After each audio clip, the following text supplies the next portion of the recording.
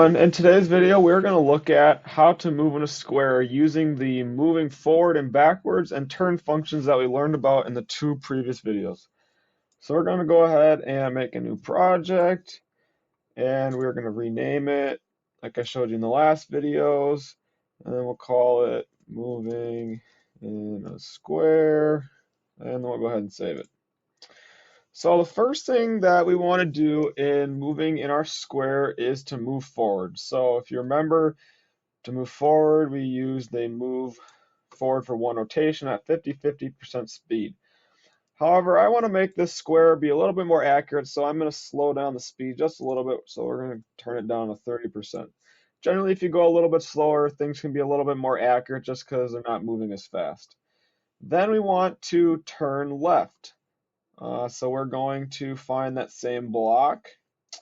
And if you remember back to the last video, to make a spin turn, we want to make one wheel negative. So in this case, we're turning to the left, so we're going to make our left wheel negative, and then I'll make sure to make the speed on the other wheel the same. And to turn 90 degrees, it's about half a rotation.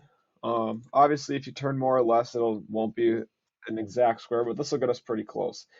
Now that is the first step, so now that is one side and one turn, so now we want to go ahead and do the same thing for another side. So we'll make one rotation for 30 and 30, and then we need to turn again. Remember to make your left wheel negative, so it turns left, and make sure your speeds are the same. And just to save some time, we will just duplicate this again. So now that gives us different sides, except Owen made a mistake. We got to make sure to make this 0.5 so it only turns 90 degrees. You can definitely do what I'm doing and right click. If you ever click duplicate on a block, it'll duplicate all the blocks below it, or you can go through and manually insert all these. Let's take a look at what this looks like.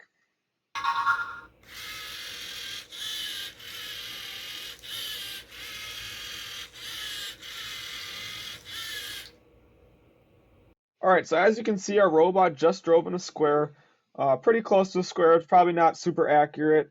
If we spent a little bit more time on it, we could definitely fine tune it. But this is just showing you how you can combine moving forward and using our spin turns at the same time. We definitely could have done this using a different type of turn as well to make a square kind of with rounded corners.